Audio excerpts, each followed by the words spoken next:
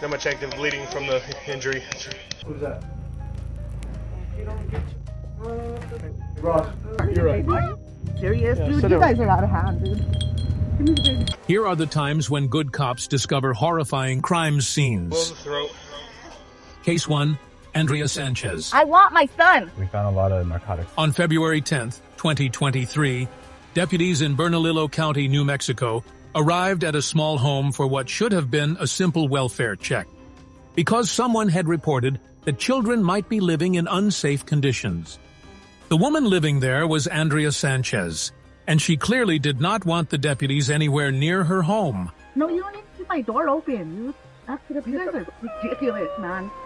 So listen, you're not going to close the door. Why? I'm going to tell you that right now. Why? I can't close my own door. You're right. Are you serious, Yeah, dude? sit You down. guys are out of hand, dude. Give me the baby. No, I'm not baby. You're right. Alright. Let's see, Mary, can I talk with you at once? I don't have my shoes on. Let me go put my shoes on. The deputies asked if they could check inside the home to make sure the children were safe. Andrea refused. They knew the house didn't actually belong to Andrea, but to her mother. So they simply spoke to the grandmother instead, and she gave them permission to enter. Alright, Mary. So we're here for both the referrals, okay? So we know deputies came yesterday. We still have to do a welfare check at your house. We have to go inside the house, alright? I want to get your consent to do it. We can force our way into the house due to the danger of the children, from what you have said, from what the school has said. But we don't want to fight. We don't want to arrest Andrea for anything. You know what if I get too in? Yeah. I'm gonna...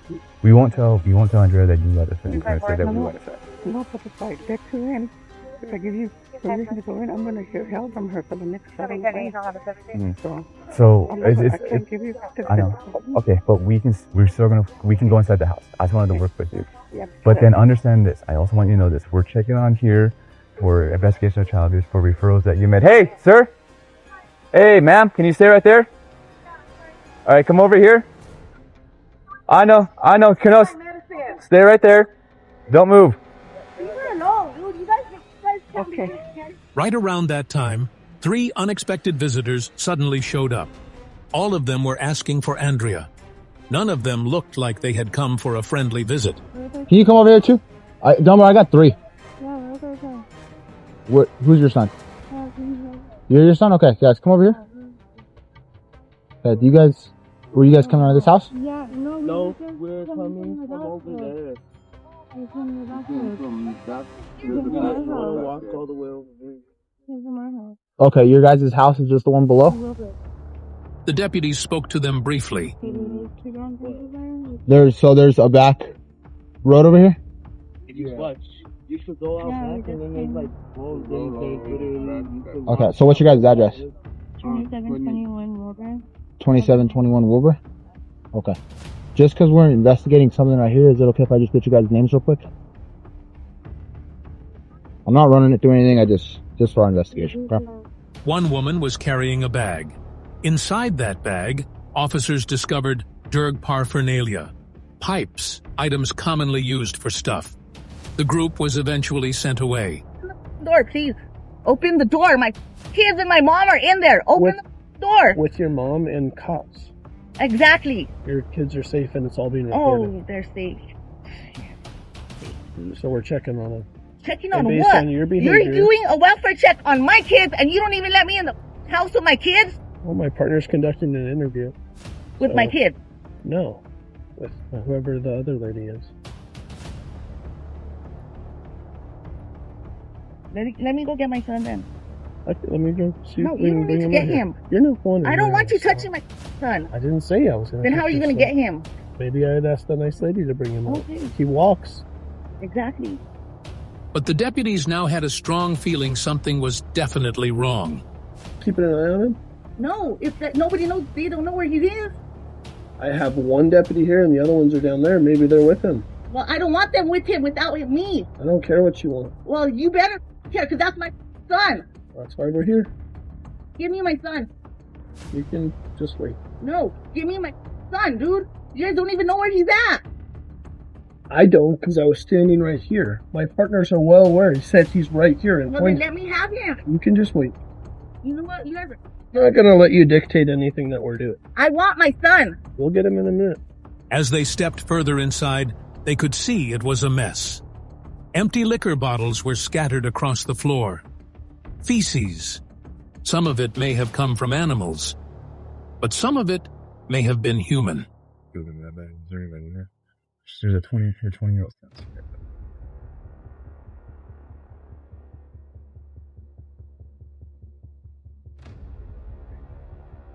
You look more older than 20, dude. How old are you? Hey, can you keep your hands up, dude? Can you walk towards me? Keep your hands up, keep your hands up. You're not in trouble, dude. What's your name, dude? Joey. Joey? You live here? There, go ahead and step out, dude. It was hard to tell. Either way, the house was filthy, and children had been living there. You said you have nothing that's sharp, nothing's gonna poke us. You don't live here? I live alone.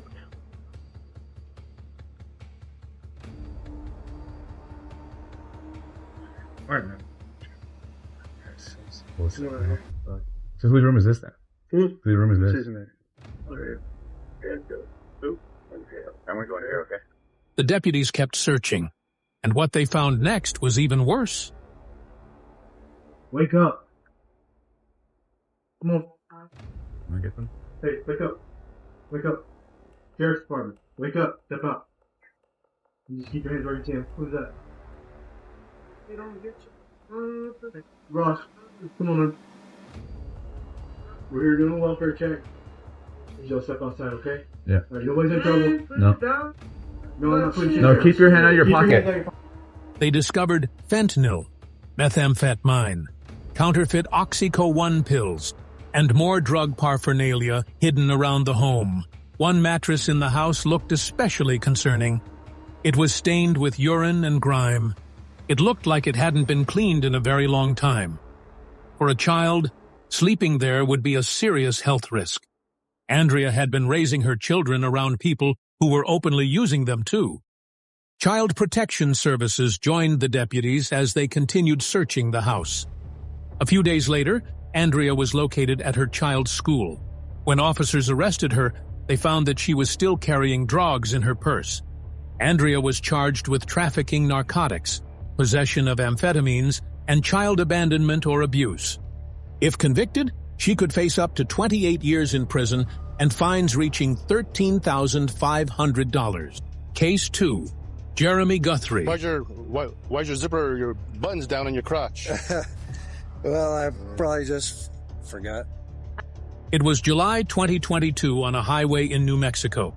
Late at night, traffic was moving normally, until one car suddenly started driving wildly across the road. The vehicle sped across multiple lanes. It swerved from side to side.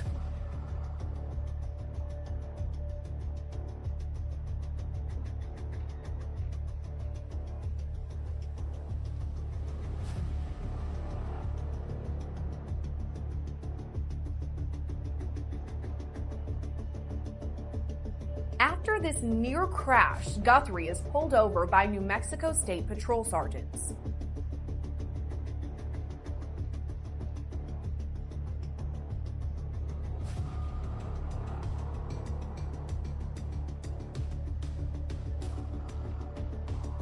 Hey there.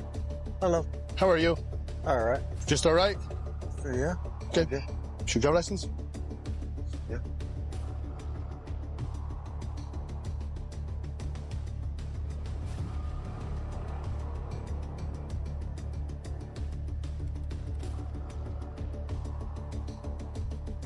That was when New Mexico State Police stepped in and pulled the vehicle over. Behind the wheel was a 41-year-old man named Jeremy Guthrie. At first, the stop seemed like a typical reckless driving situation, but within seconds, the officers noticed something strange. All right. Let me see the keys. Thank you. Come on out. The car wasn't empty. Inside were 6 children, young boys and girls. The officers began asking questions in the middle of the night. The explanation made no sense. So the officers asked Guthrie to step out of the car. And that was when things became even stranger. His pants were unzipped. It was an odd and uncomfortable detail that immediately raised more questions. At the same time, officers noticed signs that he might be intoxicated. Meanwhile, officers tried speaking with the children, but none of them wanted to talk. How old are you? And don't lie to me. I mean, okay, like, I'm not gonna play the game where you lie. I know that you're not 18. Okay? So if you want to have attitude, you in the front, okay? We go back another way. Simple as that. So if I sense any attitude or you give me lip, we'll do it another way. Okay, how old are you? 14. 14, thank you. Simple question. 14. Really 14? Yes, sir. Okay. 14. Okay. 13. Okay. 13? Okay. 14? Okay. Who's this guy to anybody? That's our homies. And then she knows his kid. Okay. So, that there's your homie? Okay, so you guys all need to call your parents. Yes, sir. Okay. Okay. And have your parents meet us here.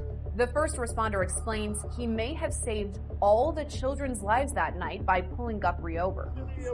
Just so you guys know, okay, I probably saved 6 lives tonight, at least 6 lives. Okay, I thought you guys were going to crash around that bend. He's going way too fast. Oh, yeah. And he's definitely not safe to drive. Oh, yeah, we told her. We told him. He then speaks with several parents, calling for them to come pick up their children. This is Sergeant LaFay with State Police. And your son, along with, I'm guessing 5 of his other buddies, they were in a vehicle with somebody some man, it's a grown adult who has no business driving, and so he's out now doing field sobriety tests, and these kids need to be picked up. The officers decided to contact the children's parents immediately. At the same time, they began conducting field sobriety tests on Guthrie. The results were not good. Within minutes, officers had enough evidence. Jeremy Guthrie was placed under arrest. All right, so you're going to be placed under arrest for DWI, okay?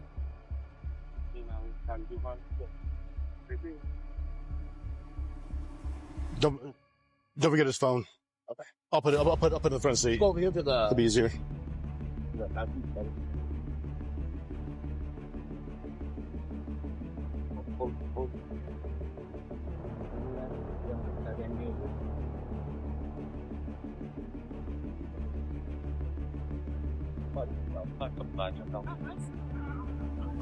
Guthrie was charged with 6 counts of child abuse for putting the children in danger. It was later revealed that Guthrie was also facing multiple counts of RP. One of the girls in the car, only 13 years old, had reportedly been involved with him for over a year. She had even become pregnant before later suffering a miscarriage. And it only gets worse from here. Case 3. Monique Gilbert. In November 2023, police in Las Vegas, Nevada, received a request for a welfare check. A concerned person had not seen a woman named Monique Gilbertson for more than 2 weeks. The last time anyone had heard from her was October 22nd. Monique was 68 years old. She lived alone in her home, and suddenly, she had vanished. So officers went to the house to see if everything was all right. When officers arrived at the home, 2 people were already inside. One of them was a 37-year-old man named Daniel Rausch. Rausch had previously lived with Monique as a roommate. When officers asked where Monique was, neither Rausch nor the other person could give a clear answer. As they continued checking different rooms, they eventually made a disturbing discovery. Inside the home was a freezer. Monique's body was inside. She had been folded up and placed into the freezer. Police immediately secured the scene and began questioning Daniel Rausch. Rausch told investigators a strange story. According to him, he had found Monique unconscious in the house. He claimed drug paraphernalia was nearby. Rausch said he panicked and didn't know what to do, so he put her body in the freezer. But, well, Rausch had force-fed her massive amounts of fentanyl. Monique had around 200 times the lethal amount of fentanyl in her system, enough to kill a person many times over. Daniel Rausch was later arrested and charged with murder, abuse of an elderly person, and several drug-related crimes. Case 4. The Body Under the Bed. In August 2022, a housekeeper walked into a hotel room at an America's Best Value Inn in Bradenton, Florida. She moved around the room, picking things up and preparing to clean. Then she looked under the bed, and what she saw made her step back immediately and report to 911. Within minutes, officers were on their way to the hotel. They found a body under the mattress. The victim was a 26-year-old woman. Her identity was not publicly released under Florida law meant to protect victims. She was only identified as Jennifer. Police soon learned that Jennifer had been living at the hotel with her boyfriend, a 27-year-old man named Stephen Joseph Cozens. Police located him near the hotel shortly after the discovery. Cozens took no time to confess. Cozens told investigators that he had stabbed Jennifer multiple times. Investigators learned that the couple had been living together at the hotel. The night of the killing, the two had gotten into a heated argument. After the attack, Cozens attempted to hide what he had done. He wrapped Jennifer's body in a sheet. Then he dragged her to the bed and pushed her body underneath it. The room was left behind, as if nothing had happened. Stephen Joseph Cozens was held in custody without bail, and he was indicted on January 17, 2023, of first-degree murder. Later, he was pleaded guilty on December 19 to second-degree murder with a weapon. A judge sentenced him to 60 years in state prison with credit for time served. Case 5. The Bathroom Rescue.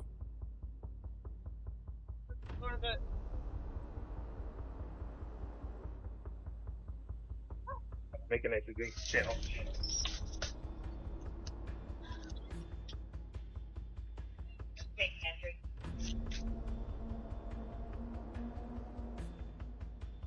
It began around 10:30 in the morning when a terrified 15-year-old girl dialed 911.